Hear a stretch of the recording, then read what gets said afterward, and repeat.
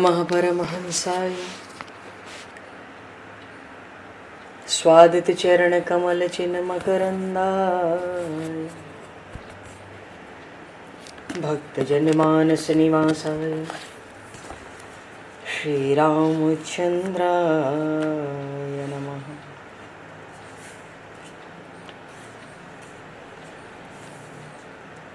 वंदे विदेहतनया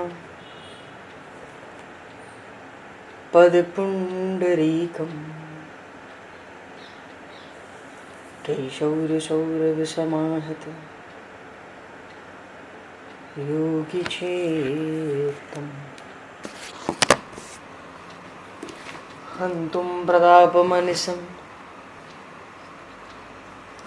मुनिहंससेव्यं सन्मानशालिपरिपीत परागपुञ्जम्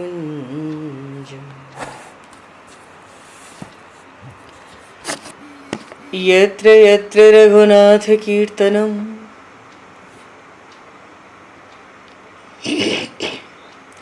तत्र तत्र कृतमस्तकाञ्जलिं बाष्पवारि परिपूर्णलोचनं मारुतं नमत राक्षसान्तकं कुन्द इंदुसमदेह उमारमण करुणायन जाहि दीन परनेह करहु कृपा मर्दन मयन।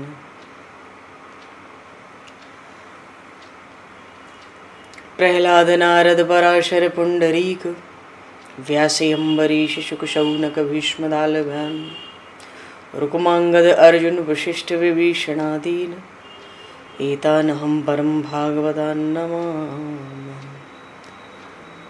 श्री सीतानाथ समारंभां श्री रामानन्दार्य मध्यमाम् अस्मदाचार्य पर्यन्तां वन्दे गुरु परम्पराम्।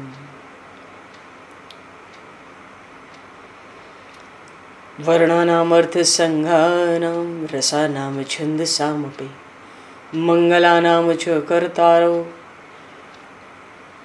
वन्दे वाणी विनायकौ।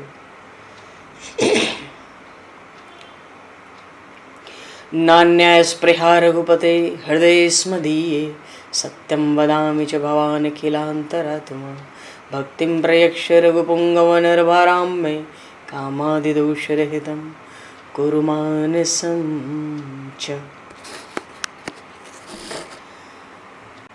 भक्त भक्ति भगवंत गुरु चतुर्नाम वपु एक तिनके पद वंदन के नाशहि विघ्न अनेक।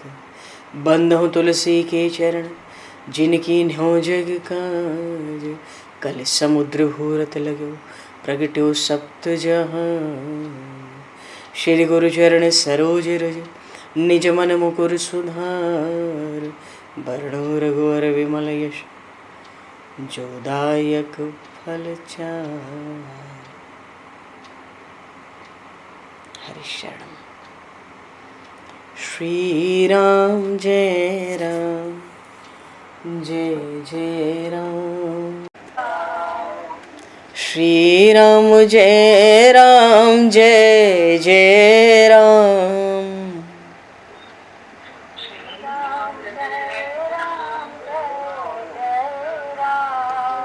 श्री राम जय राम जय जय राम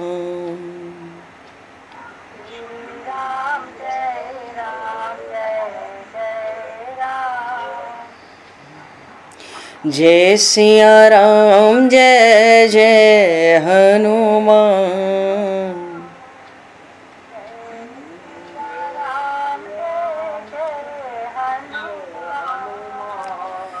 श्री गुरु रामानंद भगवान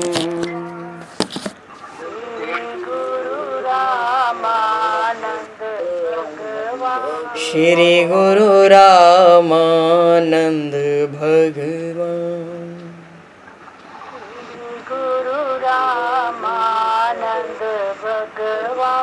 श्री राम जय राम जय जय राम।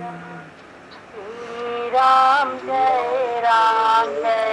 जय राम। जय सिया राम जय जय सिया राम। जय सिया राम जय सिया राम। जय सिया राम जय जय सिया राम। जय सिया राम जय सिया राम। बोली सियावर रामचंद्र भगवान की जय। संपूर्ण राम दरबार की जय। श्री अवध मिथिला धाम की जय। श्री बांके बिहारी लाल की जय।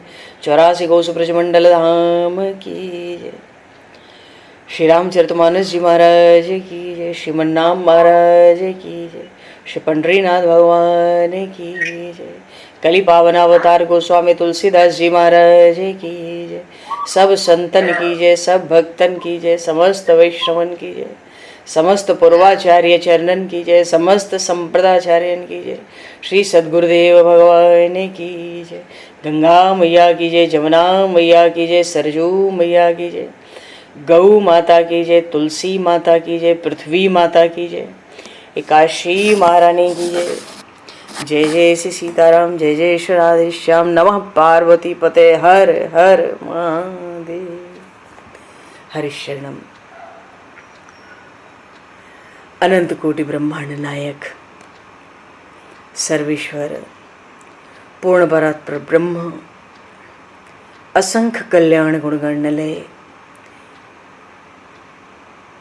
भक्तवांशा कल्पतरु शरणागत वत्सल भक्त वत्सल दीनबंधु दया सिंधु श्री कौशल्य आनंद वर्धन श्री दशरथ नंदन श्री जानकी कंठभूषण भगवान श्री सीताराम जी महाराज की असीम कृपा करुणा से श्री हनुमान जी महाराज की परम पावन भावमयी सन्निधि में महापुरुषों की भावमयी उपस्थिति में एवं आप सभी श्रद्धालु भक्त वैष्णवों की मंगल सन्निधि में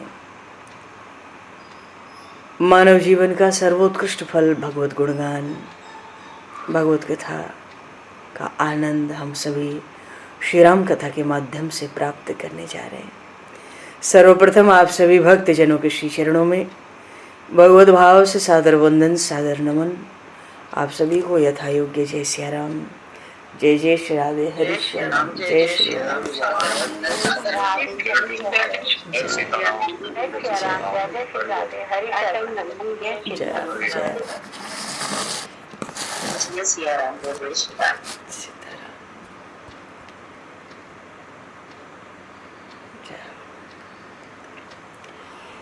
श्री रामचंद्र चरणों मनसा स्मरामि।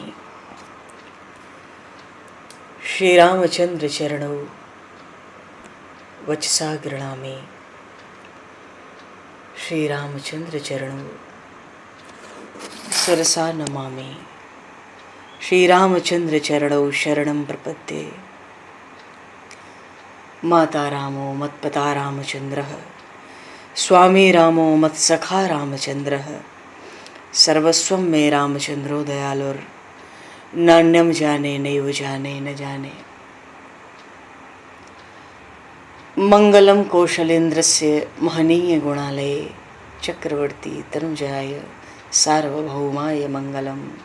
रामं रामानुजं सीतां भरतं भरतानुजं, सुग्रीवं वायुसूनं च प्रणमामि पुनः पुनः। नमोस्तु रामाय सलक्ष्मणाय दिव्यै च तस्मै जनकात्मजाय। भगवान पूर्व प्रसंग में भगवान श्री राम की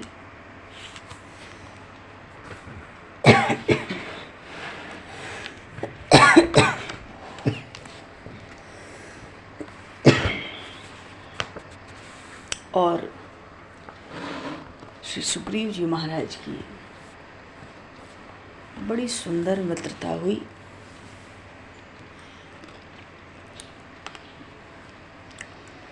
गोस्वामी जी श्री रामचरितमानस में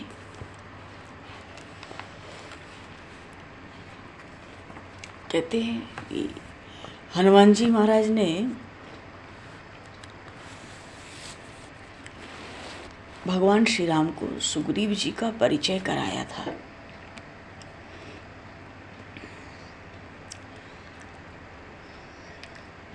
अच्छा, जब भगवान श्री राम ने देवताओं से कहा था, देवताओं ने विनती की, जय जय सुरनायक जन सुखदायक प्रणतपाल भगवंता, भगवान ने आश्वासन दिया कि मैं बड़ा शीघ्र अवतार लेने वाला हूँ।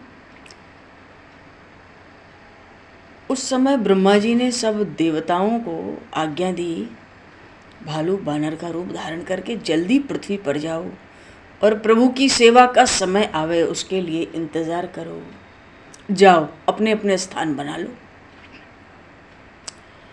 श्री हनुमान जी महाराज तो कह लो भगवान शिव के अवतार हैं, अंशावतार हैं, और प्रेमियों की तो निष्ठा होती है साक्षात भगवान शिव के अवतार हैं। रुद्र देह तजि नेह बस बानर भे हनुमान, दोहावली में गोस्वामी जी ने कहा,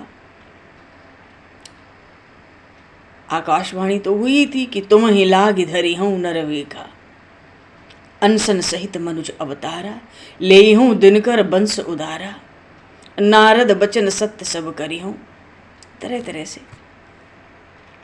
तो जैसे ही प्रभु श्री राम ने कहा था ना कि कौशलेश दशरथ के जाए, हम पे तो बचन माने बन आए, नाम राम लक्ष्मण दो भाई, तुरंत हनुमान जी महाराज पहचान गए, प्रभु पहचाने परे वही चरणा। अच्छा, यहाँ श्री हनुमान जी सुग्रीव जी का प्रभु से परिचय कराए।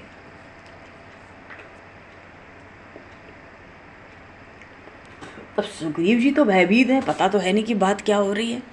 अब हनुमान जी महाराज ने कोई संकेत तो अभी तक किया नहीं। सुग्रीव जी ने कहा था, कहो सु जान जी सेन बुझाई, तो अब संकेत क्या करते, अवसर ही नहीं था।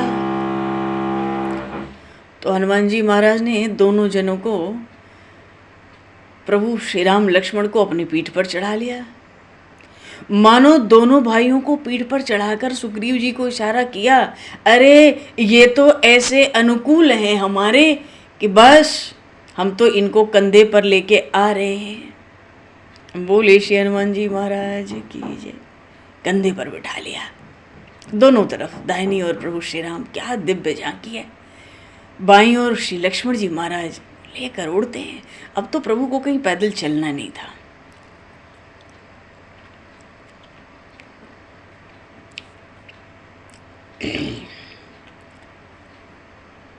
चलो, सुग्रीव जी ने प्रभु का दर्शन किया, अतिशय जन्म धन्य कर लेखा, अपने जीवन को धन्य धन्य समझा। और इधर से लक्ष्मण जी ने चरित्र सुनाया प्रभु का, उधर से हनुमान जी ने सुग्रीव जी की कथा सुनाई। और जब लक्ष्मण जी ने चरित्र सुनाया, देखो मित्रता हुई तो बीच में तो कुछ रखना नहीं है अंतर, कीन प्रीति कछु बीच न राखा, लक्ष्मण राम चरित सब भाखा। लक्ष्मण जी ने सब सुनाया और सुनते ही कह सुग्रीव नयन भरी बारी, मिले है नाथ मिथिलेश कुमारी, मंत्रिन सहित यहाँ एक बारा, बैठ रहे हूँ मैं करत बिचारा, गगन पंथ देखूं मैं जाता, परबस परी बहुत बिल पाता, राम राम हा राम पुकारी,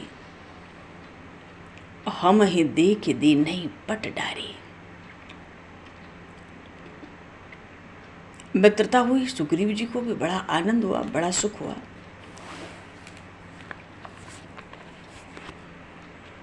और जब प्रभु का दुख सुना तो उनके भी नेत्र से जल बरसने लगा। देखो, कथा प्रसंग तो ये है, हम सब परिचित हैं। कथा तो भगवान श्री राम की, तो 3 लोक को पावन करने वाली। भाई सुग्रीव जी तो बताने लगे कि एक राक्षस एक सुंदर नारी को आकाश मार्ग से ले जा रहा था। आकाश मार्ग कहने का अर्थ ही था कि आप नीचे खोज क्या कर रहे हो।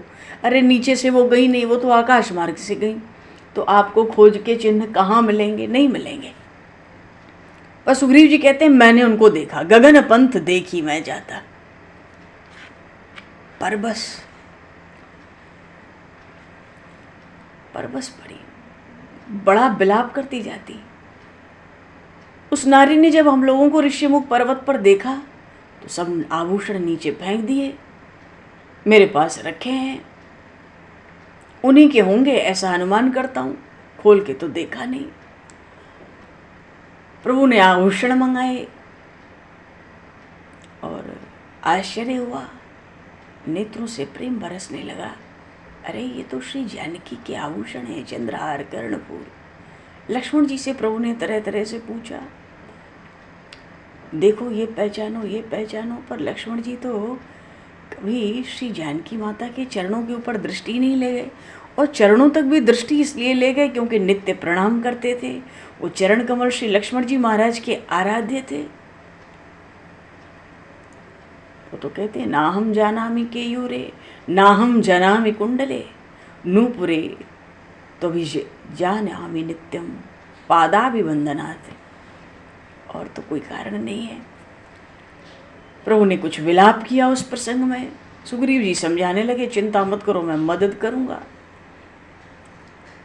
वानरों को भेजूंगा खोजने के लिए, राक्षसों का विनाश हम लोग करेंगे, आप व्याकुल न हो, श्री जानकी मिल जाएगी। अच्छा, प्रभु विलाप करते थे, लक्ष्मण जी छटपटा जाते थे, क्यों? उनके स्वरूप को जानते हैं।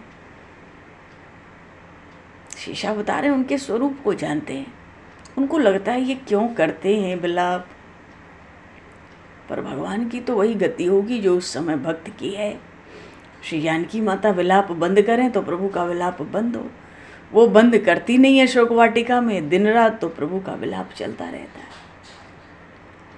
प्रभु ने भी सुग्रीव जी से पूछा, भाई पर्वत पर क्यों रहते हो? सुग्रीव जी ने भी सब कथा सुनाई कि अनिच्छितन मंत्रणों माम तदपदे सन्निवेशयन, मेरी इच्छा नहीं थी, ऐसा अवसर बना, वानरों ने मुझे राजा बनाया, बाली लौट कर आया तो भाई मार पीट के भगा दिया, सब कुछ छीन लिया। पर प्रभु अब तो आप मिल गए हो ना, अस प्रभु कृपा करो वही भांति, सब तजी भजन करो दिन राती। अब तो आप मिल गए, ऐसी कृपा करो कि बस भीतर शांति हो जाए, दिन रात आपका भजन करूं, नाम करूं। तो प्रसंग तो यही है, पर गोस्वामी जी श्री रामचरितमानस में कह रहे हैं कि सुग्रीव जी ने आभूषण की चर्चा की, प्रभु ने आभूषण मंगाए, क्योंकि राम राम कह राम पुकारे।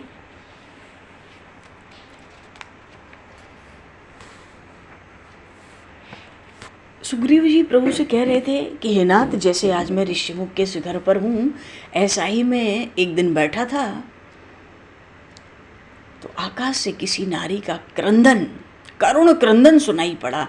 हम सब चौंक कर ऊपर देखने लगे तो दशमुख रावण था, 20 भुजा, कज्जल वर्ण, मानो काजल का भयंकर पहाड़ हो। राक्षेश्वर रावण उस नारी को परवश करके रथ में पीछे बैठाए ले जा रहा था, और वो तो विद्युत की कांति के समान ज्योतिर्मयी, मानो किसी बंधन में पड़ गई हो, सो बड़ा विलाप करती थी। और उन्होंने कहा, मुझ असहाया जनकपुत्री सीता के धर्म भाई बनना। और उस देवी ने इतना कह के हमें पुकार के अपने उत्तरीय वस्त्र में बांधकर कुछ दिव्य आभूषण नीचे फेंके, और फेंकते हुए कहती थी, स्वामी आवे तो उनको देकर समाचार देना।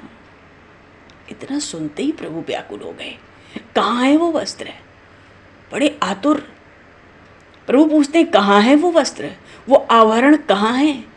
निश्चित ही मेरी भार्या के हैं। सुग्रीव जी ने संकेत करके कहा, हनुमान जी को चलो संकेत किया तो हनुमान जी तो कूदे, गुफा में गए, 2 क्षण में पोटली ले आए। सुग्रीव जी कह रहे थे कि मैंने उनको गुफा में सुरक्षित रखवा दिया था, अब भाई दूसरे की वस्तुएं खोल के क्या देखना है।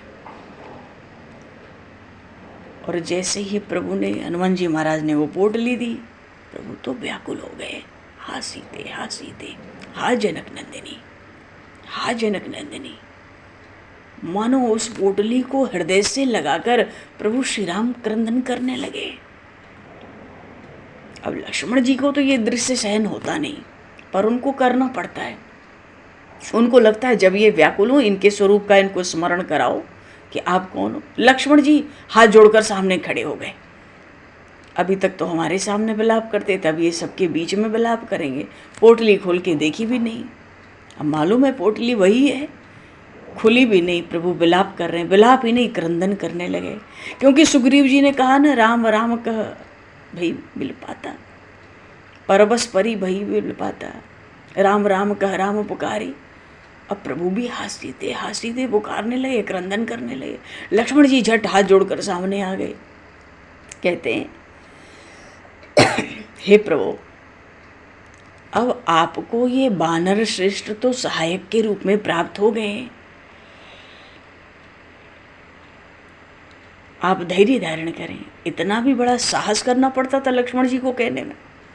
सुग्रीव जी ने देखा, अरे ये तो बड़े व्याकुल हैं। उन्होंने प्रभु से कहा, अरे आप तो मेरे सममान्य मित्र हैं, आप विद्वान हो, बुद्धिमान हो, महापुरुष हो, मैं तो बानर हूं। सुग्रीव जी के नेत्रों से भी जल बरसने लगा प्रभु की ऐसी स्थिति देखकर। सुग्रीव जी रोते रोते कहते हैं, मेरी पत्नी भी मेरे बड़े भाई बाली ने छीन ली, अपमान करके मुझे निकाल दिया, लेकिन मैं किसी प्रकार यहाँ पर अपने दिन बिता रहा हूं। जब प्रभु ने सुना, प्रभु का तो स्वभाव है, सुन सेवक दुख दीन दयाला। प्रभु तो अपना विलाप कर रहे थे, उतने में सुग्रीव जी ने अपनी पत्नी का सुना दिया कि बाली ने ले लिया। तुरंत प्रभु ने कहा, सुग्रीव जी की ओर देखिए, बड़े दृढ़ स्वर में कहते हैं, सारा विलाप क्रंदन भूल गया क्षण मात्र में, तुम्हारी पत्नी के हरण करने वाले को मैं मार दूंगा। तो सुग्रीव जी ने भी प्रतिज्ञा की कि आपकी भार्या तो परम पतिव्रता हैं। अरे उनका जो विष ज्वाला समा है, उनको कोई पचा नहीं सकता। मैं उनका पता लगाऊंगा, उसके अपहरणकर्ता को यमलोक भेजने में प्राणपण में उद्योग करूंगा। इतने में प्रभु ने पोटली खोली। उत्तरीय वस्त्र थोड़ा सा कोने फटा था, उसमें आभूषण बंधे थे। तो भगवान को वो टूटा हुआ टुकड़ा वस्त्र का जो था वही बड़ा सुंदर मालूम पड़ा, बड़ा निर्मल, बड़ा सुकोमल। और उसके भीतर जो आभूषण थे, उन आभूषणों का जो प्रकाश था, ज्योति, वो तो उससे तो दिशाएं जगमगा रही थी। क्यों? ये आभूषण माता अनसुईया ने श्री विदेह नंदिनी को दिए थे। ऐसा आभूषण तो देवलोक की जो सुरांगनाएं हैं, अप्सराएं हैं, देवियां हैं, उनके लिए भी अत्यंत दुर्लभ आभूषण थे। अरे इन आभूषणों की शोभा का, कला का वर्णन ही संभव नहीं था। जो धारण कर लेता उसको भी जरा म्लानता का कभी स्पर्श नहीं होता। लेकिन जब रावण ले जाने लगा तो श्री जानकी माता ने सोचा, ये तो पतिव्रताओं की भी परम आराध्या है श्री वैदेही, कि ये राक्षस मेरे स्वामी से मुझे पृथक करता है, तो फिर ये आभूषण तो व्यर्थ भार हैं। उन्होंने उतार तो तभी दिया था जब उस रावण ने जटायु जी को पराजित करके माया में रथ फिर से बनाया था और लेकर दोबारा चला था। जो थोड़ी देर के लिए गुफा में जटायु जी ने श्री विदेह नंदिनी को रखा था, उतने देर में ही उन्होंने सब आभूषण उतार दिए थे, प्रायः सब आभूषण। अब कंकण हैं, केयूर हैं, हार हैं, नूपुर हैं। अब तो प्रभु एक एक को उठाकर हृदय से लगाते हुए अश्रु वर्षा कर रहे। लक्ष्मण, तुम पहचानते हो, ये वैदेही के ही कंकण हैं, ये कुंडल हैं, ये नूपुर, ये केयूर, देखो। लक्ष्मण जी ने कहा, एक तो उनकी व्याकुलता देखी नहीं जाती, क्योंकि प्रभु सर्व समर्थवान है, लक्ष्मण जी सर्व सामर्थ्यवान है। तो उनको लगता था विलाप की आवश्यकता क्या, चलो रावण पे अभी, जब पता पड़ी गई। पर प्रभु को तो पूरी राजनीति रखनी है, ये छोटा मोटा युद्ध तो होना नहीं था। तो लक्ष्मण जी तो कहते हैं कि प्रभु ने दिखाया, देखो लक्ष्मण देखो, तुम पहचानते होगे। लक्ष्मण जी ने कहा, अरे मैंने कभी माता के श्रीमुख या हाथों की ओर दृष्टि उठाने की धृष्टता ही नहीं की। हाथ जोड़कर लक्ष्मण जी कहते थे, मैं तो उनके कुंडल कंकण केयूर इनको मैं नहीं पहचानता, पहचान नहीं सकता। जब लक्ष्मण जी ने ऐसे कहा तो वहाँ तो सुग्रीव जी थे, जामवंत जी थे, नलनील थे, अरे सब चौंक कर लक्ष्मण जी की ओर देखने लगे। और जब लक्ष्मण जी ने ऐसा कहा, हनुमान जी ने तो हाथ जोड़कर मस्तक झुकाया लक्ष्मण जी को और कहते हैं, अरे मन में कहते हैं हनुमान जी महाराज, जो जीवों के परमाचार्य हैं, इतना संयम उन्हीं के योग्य है।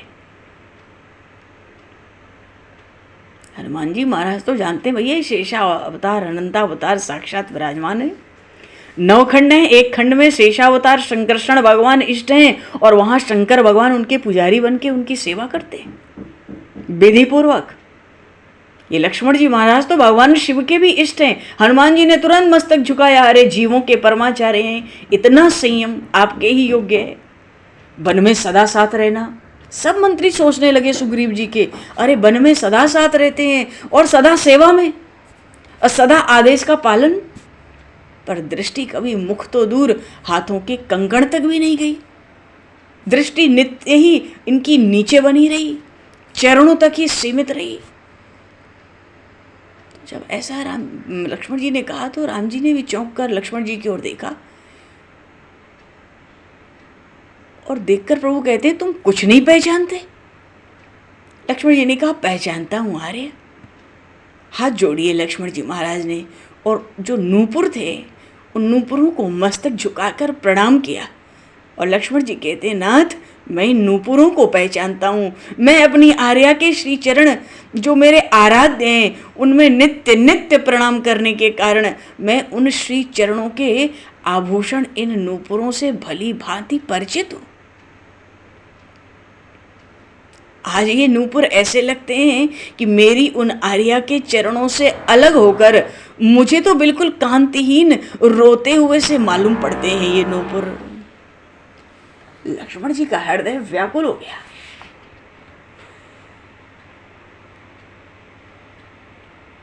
चलो जैसे तैसे प्रभु ने संभालकर उन आभूषणों को फिर से उसी वस्त्र में बांध दिया और ऐसे हृदय से लगा लिया मानो किसी कृपण का कोई धन हो। सुग्रीव जी ने जब इस दृश्य को देखा, अरे प्रभु तो भक्त वत्सल हैं। सुग्रीव जी ने जब देखा इस दृश्य को, उन्होंने सोचा अब ये थोड़ा ज्यादा विलाप ना करें, तो सुग्रीव जी कहते हैं, सुग्रीव इनके लिए कोई चेष्टा नहीं करेगा, आप फिर से यही रख दें। चलो प्रभु ने सुग्रीव जी से पूछा, सुग्रीव तुम्हारे भाई ने तुम्हारी पत्नी क्यों छीन ली? उसकी अपनी पत्नी कहाँ है? उस बड़े भाई ने तुम छोटे भाई से शत्रुता की क्या कारण है? अब तो सुग्रीव जी अपनी ही कथा सुनाने लगे। सुग्रीव जी ने प्रभु को खूब समझाया था, कह सुग्रीव सुनो रघुवीरा, तजहु सोच मन आनहु धीरा, सब प्रकार करिहूं सेवकाई। यहीं पे सुग्रीव जी ने कह दिया, हर तरह से सेवा करूंगा। तो क्या सेवा करोगे? जही विधि मिली है जानकी आई। प्रभु प्रसन्न हुए क्योंकि ये तो कृपा के संधु हैं। वानर कहता है सेवा करूंगा, सहायता करूंगा, कृपा के सिंधु हैं, बल की सीमा है।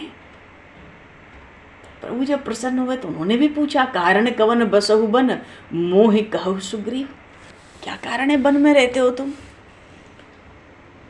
तो शुरू किया सुग्रीव जी ने अपनी कथा शुरू कर दी। नाथ बाली अरुमय दऊ भाई, प्रीत रही कछु बरन न जाई, मैं सुत मायावी ते नाहूं, आया आवा सो प्रभु हमरे गाँव।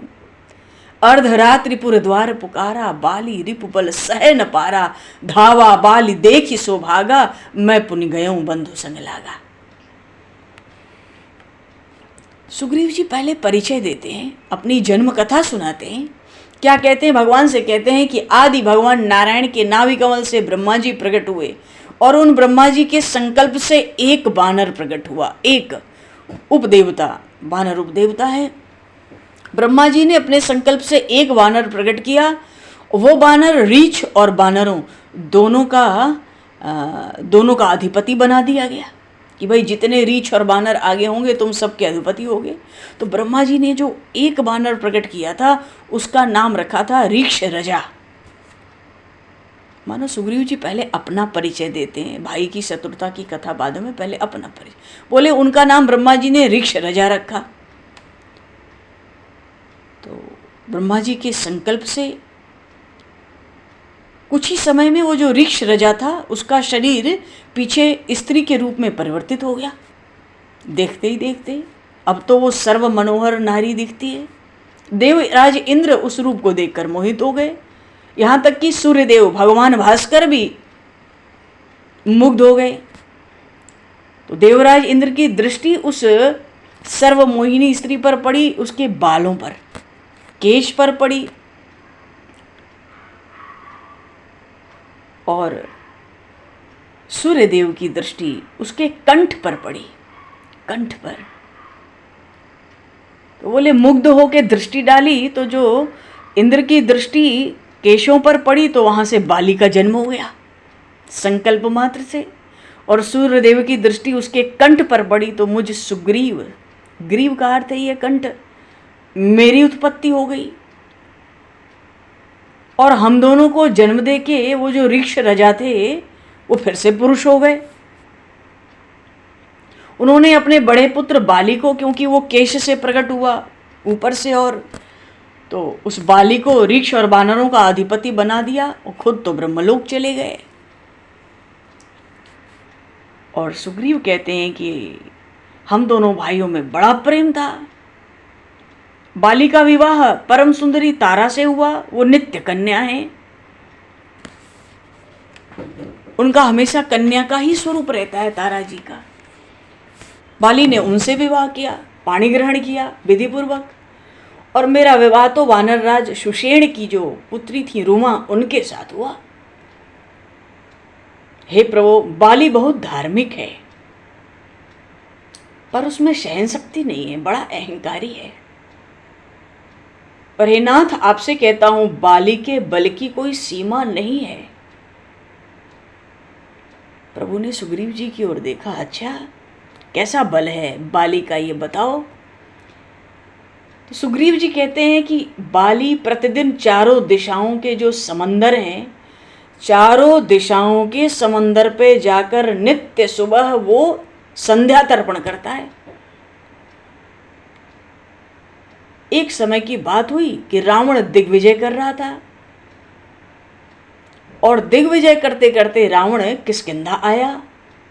उस समय बाली समंदर के पूर्वी तट पर, पूर्व दिशा में समंदर के तट पर संध्या कर रहा था। रावण ने बाली को वहां जाकर युद्ध के लिए ललकारा। बाली को बुरा लगा, अब वो संध्या तर्पण कर रहा था तो विशेष कुछ कहना सुनना नहीं चाहता था, पर रावण ललकारने लगा। उसने इशारे में, बाली ने इशारे में रावण से कहा, भाई तू थोड़ी देर प्रतीक्षा कर, मैं अभी संध्या तर्पण कर रहा हूं। पर रावण तो गर्जना ही करता रहा उतनी देर। तो बाली को गुस्सा आ गया, क्रोध आया। उसने बड़े तुक्ष पशु की तरह रावण को पकड़ लिया और पकड़ के अपने हाथ के भीतर दबा लिया, कंधे और हाथ के बीच में, और उस रावण को अपने हाथ के अंदर दबाकर चारों समुद्रों पर संध्या कर आया। संध्या करते करते बाली भूल गया कि हाथ के भीतर कोई दबा हुआ है, रावण नाम का राक्षस। अब बताओ, ऐसा विशाल रावण था, उसको हाथ के भीतर बाली ने दबा लिया और भूल भी गया कि वो दबा है। 6 महीने पीछे रावण को स्मरण आया, उसमें कंडू हो गए। अरे, उसको स्मरण आया कि अरे ये तो रावण बंधा हुआ है। उसने हाथ से बाहर निकाला तो उनकी पत्नी थी तारा। तो जो 10 मुख रावण था, 10 मुख और 20 भुजाएं, उसको अपने पुत्र अंगद के पालने से बांध दिया। रावण ने तो हाथ से बाहर निकाल दिया, भाई बाजू के अंदर घुसा था, भूल गया था वो 6 महीना। तो तारा ने उसको बांध दिया अंगद जी के पालने से। अंगद जी बड़े छोटे थे, पालने में रहते थे। और रावण को बांध के क्या करती, बाली जी की पत्नी तारा उस दशमुख रावण के मस्तक पर दीपक जलाया करती थी सुबह शाम। महर्षि पुलस्त को पता चला, व्याकुल हो गए, राक्षस राज रावण की इतनी दुर्गति हो रही है, किसी को पता भी नहीं है। आए महर्षि पुलस्त, क्योंकि महर्षि पुलस्त के ये पौत्र हैं सब, और महर्षि पुलस्त ब्रह्मा जी के पुत्र हैं, उत्तम कुल पुलस्त के नाती। आए और उन्होंने आग्रह करके रावण को छुड़ा लिया। नहीं तो न जाने, सुग्रीव जी बता रहे हैं प्रभु को, न जाने वो बाली कब तक किष्किंधा में बंधा रहता। और जब रावण मुक्त हुआ तो उसने बाली का बल और प्रभाव देखा। उसने बाली से कहा कि भाई तुम हमसे मित्रता कर लो। बाली ने उसको स्वीकार कर लिया। जब मित्रता हो गई इन दोनों की, तो ये तो बात पक्की हो गई ना कि रावण के विरुद्ध बाली से सहायता की आशा अब नहीं की जा सकती है। प्रभु यदि हम सोचें किसी जानकी जी की खोज में बाली हमारी मदद करेगा तो वो नहीं करेगा, रावण से उसकी मित्रता है। अच्छा, सुग्रीव जी ने यह भी कहा कि इनकी मित्रता में आगे कुछ हुआ नहीं, इतना ही अर्थ है कि बाली लंका पर आक्रमण नहीं किया, न करेगा, और रावण या उसका कोई अनुचर किष्किंधा के वानर राज्य में कोई उत्पात नहीं करेगा। पर रावण से भी ज्यादा बाली अहंकारी है, वो कब क्या करेगा कहा नहीं जा सकता। संकट पड़ गया, आप युद्ध करेंगे रावण से, संकट पड़ गया और संकट में रावण ने बाली को पुकारा तो बाली जरूर सहायता करेगा मित्र की, और रावण के विरुद्ध वो कुछ नहीं करेगा जब तक रावण उसका अपराध न करे। भगवान श्री राम ने बात सुन के सुग्रीव जी की ओर देखा और कहा, अरे ऐसे पराक्रमी और अपने वचन पर दृढ़ रहने वाला, मित्रता पर दृढ़ रहने वाला बाली, अपने सगे भाई से बाली ने शत्रुता क्यों कर ली? सुग्रीव जी कहते हैं प्रभु इसका भी इतिहास है। वो दानवों का देखो, दानव और राक्षसों में कभी नहीं पटती है, आज भी नहीं पटेगी। तो दानवों का राजा था दुंदुभी और उसका पुत्र था मायावी। बोले प्रभु हम दोनों की शत्रुता इसलिए हो गई, मेरी ओर से तो नहीं है, उसकी ओर से है। ये दुंदुभी दानव का पुत्र मायावी क्रोध से भर के रात को हमारे गांव आया, द्वार पर आया और ललकारने लगा, बाली को दुर्वचन कहने लगा, युद्ध के लिए ललकारता था। प्रभु ने कहा ऐसा क्यों? सुग्रीव ने कहा बाली ने उसके पिता दुंदुभी को मार डाला था, वो प्रतिशोध बदला लेने आया था बाली से। बाली को ललकार तो रहा था, अब बाली तो सहन नहीं करता था किसी की आवाज़। रात में ही द्वंद्व युद्ध करने के लिए बाली दौड़ पड़ा, और मैं अपने भाई के प्रेमवश पीछे पीछे दौड़ा। लेकिन हे नाथ, ये जो मायावी आया था वो जानता था खुले मैदान में बाली ने पिता की जो गति की, मेरी भी गति वो पल भर में ऐसी ही कर देगा, मेरे पिता के समान मार देगा मुझे। मेरे पिता दानवों के राजा थे। तो उसने बाली को उत्तेजित किया और ऐसे स्थान पे ले गया जो उसके लिए अनुकूल था। बाली को तो कुछ समझना नहीं है, पीछे पीछे दौड़ना है। बाली बड़ा क्रोध में था, पकड़ने दौड़ा। तो बहुत दूर जाके वो दानव एक पर्वत की बड़ी गंभीर गुफा में घुस गया। अब बाली के स्वभाव में प्रभु ऐसा नहीं है कि वो शत्रु को छोड़ दे, उसका कोई भी शत्रु हो, अगर एक बार शत्रु हो गया तो वो उसको छोड़ता नहीं। जिस पर क्रोध आता है उसको मारकर ही बाली शांत होता है। तो दानव के गुफा में जाने पर बाली ने मेरी ओर देखा और कहा, सुग्रीव तुम एक पक्ष तक 15 दिन मेरी यहाँ प्रतीक्षा करना। पता नहीं गुफा अंदर कितनी गंभीर होगी, और दानव मायावी राक्षस है, दानव है, मायावी है, युद्ध तो करेगा और माया भी करेगा युद्ध में, पर एक 15 दिन के अंदर तो मैं उसको मार ही डालूंगा। बाली भीतर गया। सुग्रीव जी कथा सुना रहे हैं प्रभु को अपनी, मैं द्वार के बाहर बैठा था। कुछ क्षणों के पीछे ही गुफा के भीतर से भयानक शब्द आने लगे, गर्जना होने लगी, प्रहार के शब्द आते, और गुफा थी तो गूंजते, बड़े भयंकर ध्वनि होती, बड़े भयानक लगते। वो चीखने का स्वर कभी मंद पड़ जाता, कभी तीव्र हो जाता। ऐसे भयानक स्वरों को सुनता हुआ मैं 1 महीना वहाँ रहा। बाली ने मुझे 15 दिन कहा था, मैं 1 महीना रहा। पास में एक जल था, स्रोत था, वहाँ जल पी लेता। वन के समीप जो वृक्ष थे फलों से, उनको खाकर अपनी भूख मिटा लेता। भाई की प्रतीक्षा करता। मैं 1 महीना वहाँ बैठा रहा। पर 1 महीने के पीछे उस गुफा के भीतर एक असाधारण धमाका हुआ। पर जो चित्कार गूंजी वो स्पष्ट नहीं थी, वो चित्कार किसकी थी। और फिर तो थोड़ी देर में गुफा के द्वार से भयंकर रक्त की धारा उबल पड़ी। सुग्रीव जी बड़े दीन हो गए और प्रभु से कहते हैं, प्रभु मुझसे भूल यही हुई कि मैं भयभीत हो गया। मुझे लगा 15 दिन के स्थान पर महीना भर बीत गया। मुझे भाई के विजय में संदेह नहीं हो पा रहा था। रक्त धारा देखा तो भाई मेरा धैर्य समाप्त। मुझे लगा दानव ने मेरे भाई को मार डाला, अब बाहर निकलेगा मुझे मारेगा।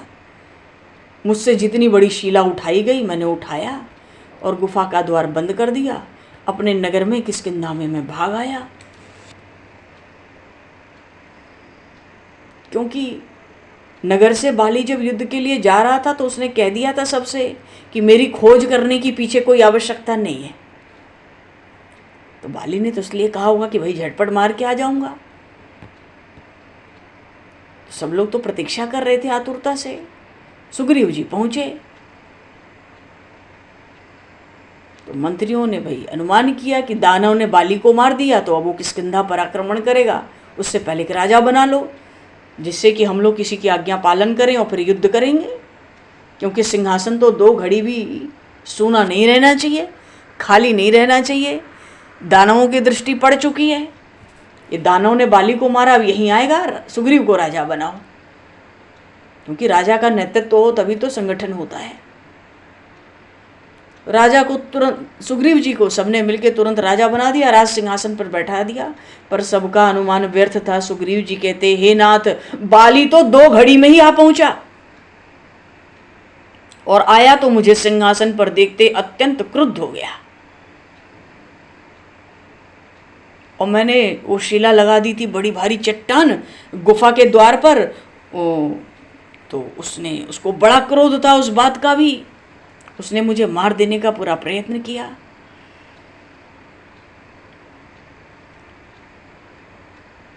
और सुग्रीव जी तो सिंहासन से उठे थे अपने बड़े भाई की पद वंदना करने के लिए। बड़ी निष्ठा थी सुग्रीव जी की बाली में।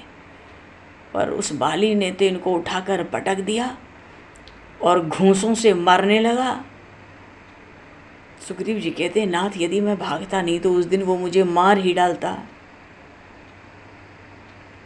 मैं भागा, लेकिन प्रभु बाली जिसे शत्रु मान लेता है उसे जीवित छोड़ना वो जानता ही नहीं है।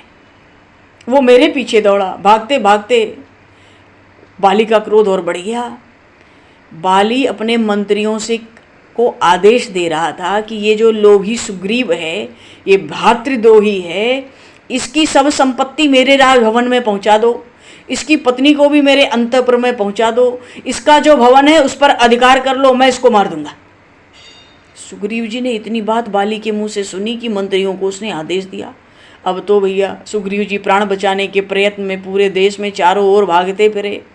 प्रभु को सुनाते हैं, वनों में, पर्वतों में, द्वीपों में मैं दौड़ता रहा।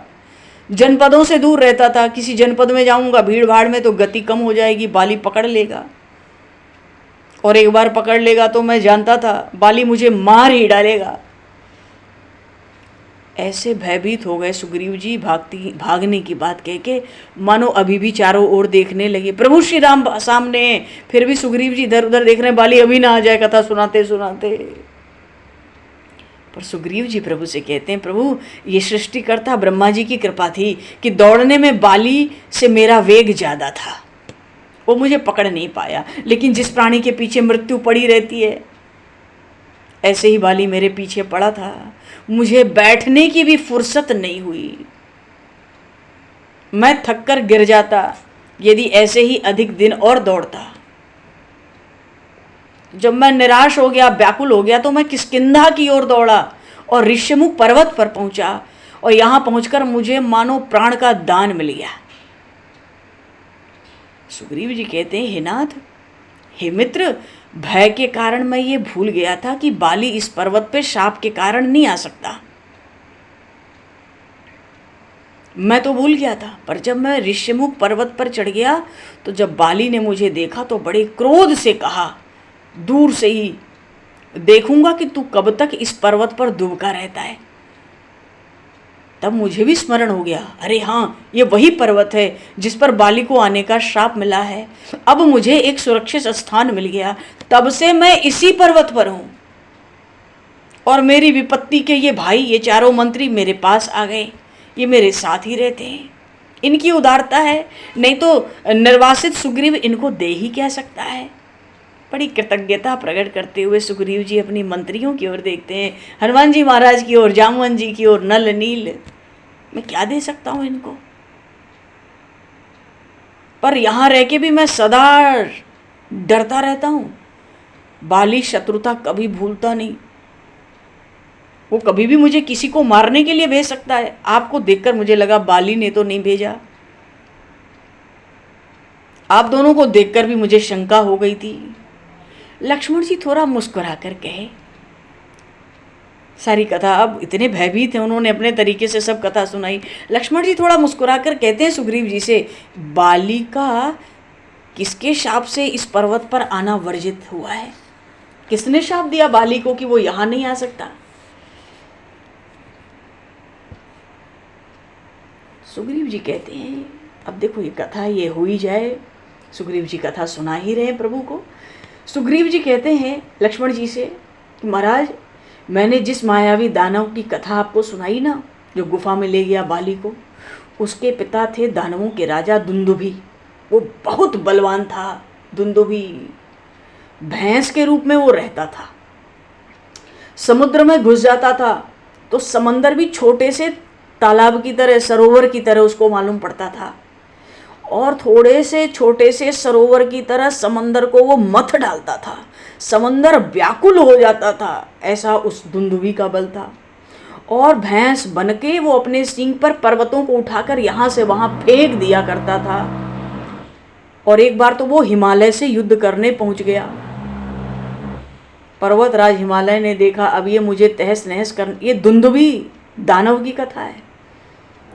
हिमालय ने देखा कि अब तो ये मेरे पीछे पड़ेगा, तो उन्होंने पिंड छुड़ाया। क्या कह के छुड़ाया कि देखो दानवराज दुंदुभी, मुझ में तपस्वियों का निवास है। अगर मैं तुम्हारे साथ युद्ध के लिए चंचल होऊंगा तो वो जो तपस्वी शांत चित्त होकर तपस्या कर रहे हैं हिमालय पर, वे मुझे और तुम्हें दोनों को शाप दे देंगे।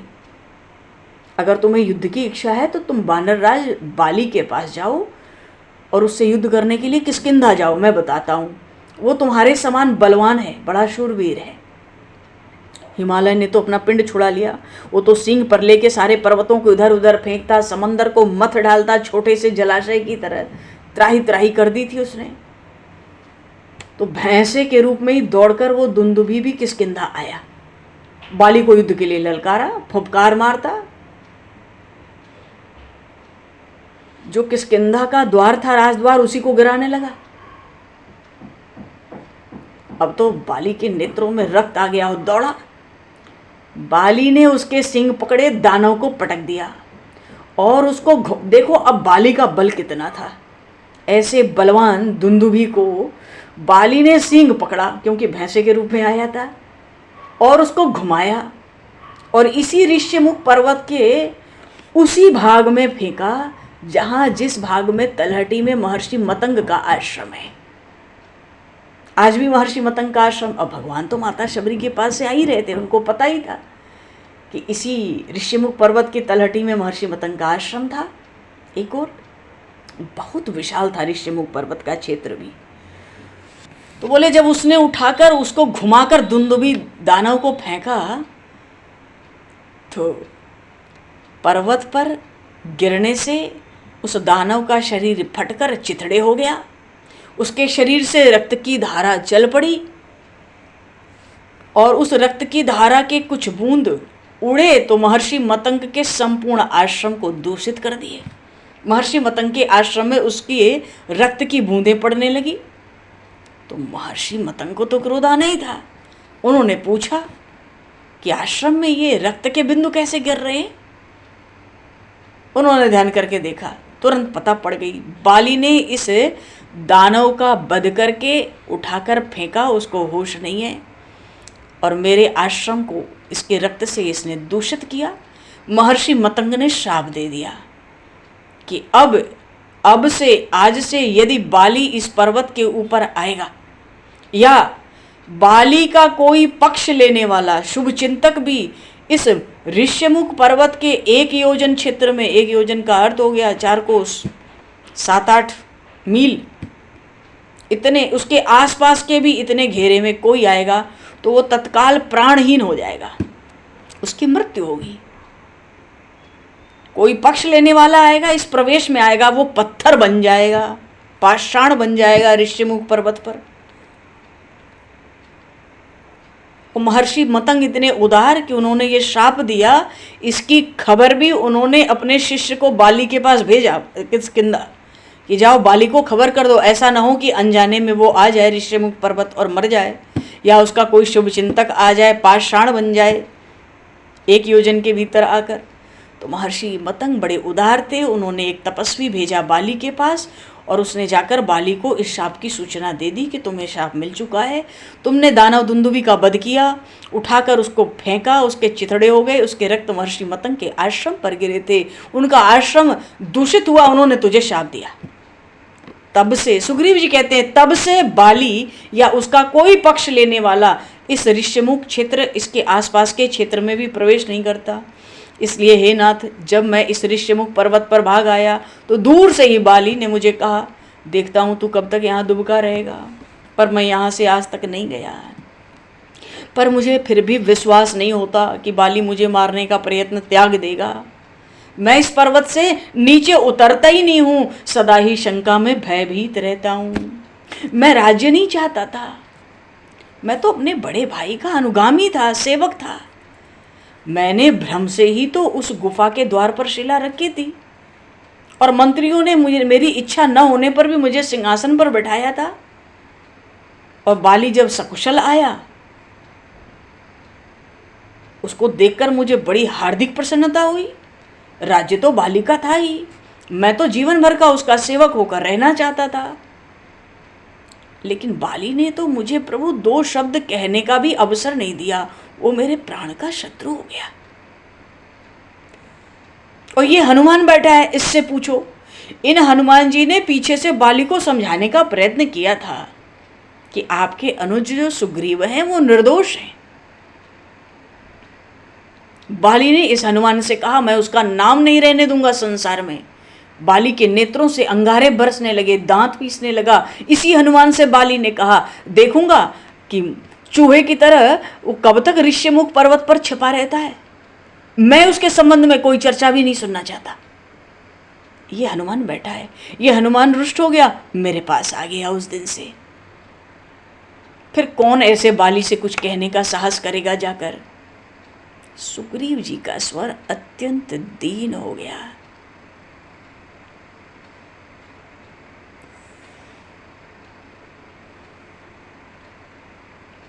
सुग्रीव जी कहते हैं, प्रभु मैं आपका अनुग्रहित हूँ। प्रभु ने उनको सखा माना है, और सखा को इतना भारी दुख, प्रभु के सखा में इतनी दीनता, इतना भय।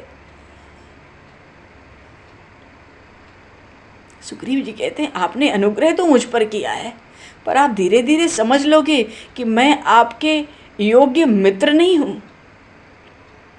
आप जैसे सत्पुरुष की मित्रता तो स्थायी होती है। मैं तो बाली के जीवित रहते भी इस पर्वत पर दुखी ही रहता हूँ। मैं भले ही इसको त्याग कर कहीं न जाऊं, और मेरी विपत्ति के समय के ये साथी, मेरे चारों मंत्री, अगर मैं यहाँ से कहीं जाकर आपकी भार्याश्री जनक नंदिनी का पता नहीं लगा सका, तो मेरे ये 4 मंत्री निश्चित ही आपकी भार्या का पता लगाएंगे। सुग्रीव जी का उनकी वाणी कहते कहते शिथिल हो गई। नाथ, आप तो परम बुद्धिमान हैं, बड़े धीर हैं, विद्वान महत पुरुष हो आप। मैं तो बानर हूँ, स्वभाव से चंचल हूँ। मेरी पत्नी छीन ली गई, मेरा सर्वस्व हरण करके बाली जी ने मुझे राज्य से निर्वासित कर दिया।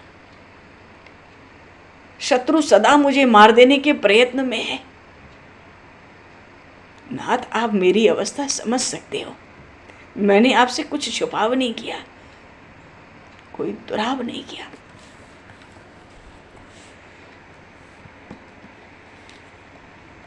सुग्रीव जी कहते हैं, ताके भय रघुबीर कृपाला, सकन भुवन में फिरहूं बेहाला, इहाँ साप बस आवत नाही, तदपि सभी तरह हूं मन माही।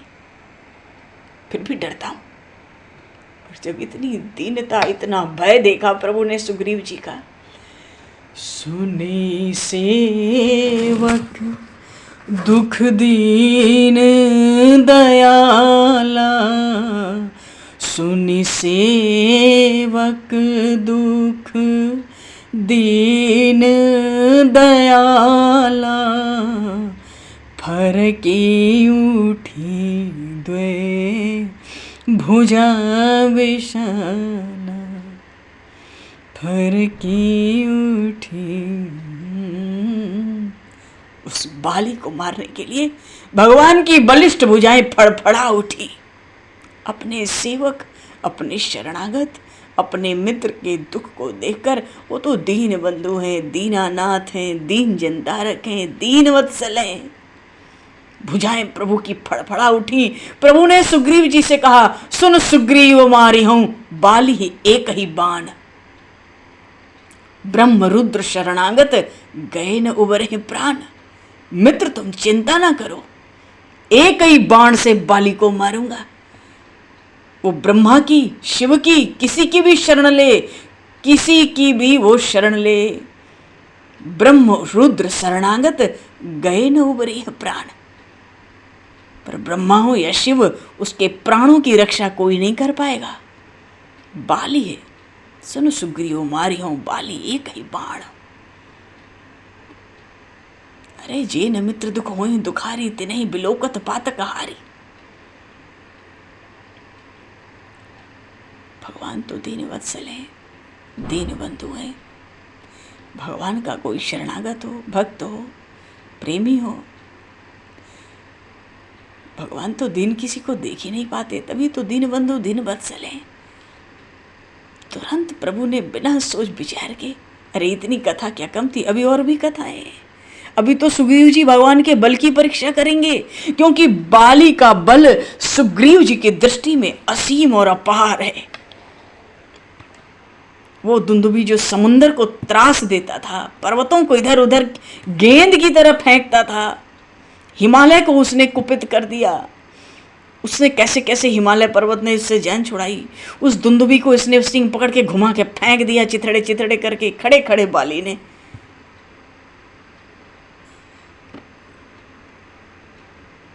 पर प्रभु ने तो कही दिया ना, सुन सुग्रीव मारी हूं बाली एक ही बाण, ब्रह्म रुद्र शरणागत गए न उबरहि प्राण। बोले सियावर रामचंद्र भगवान।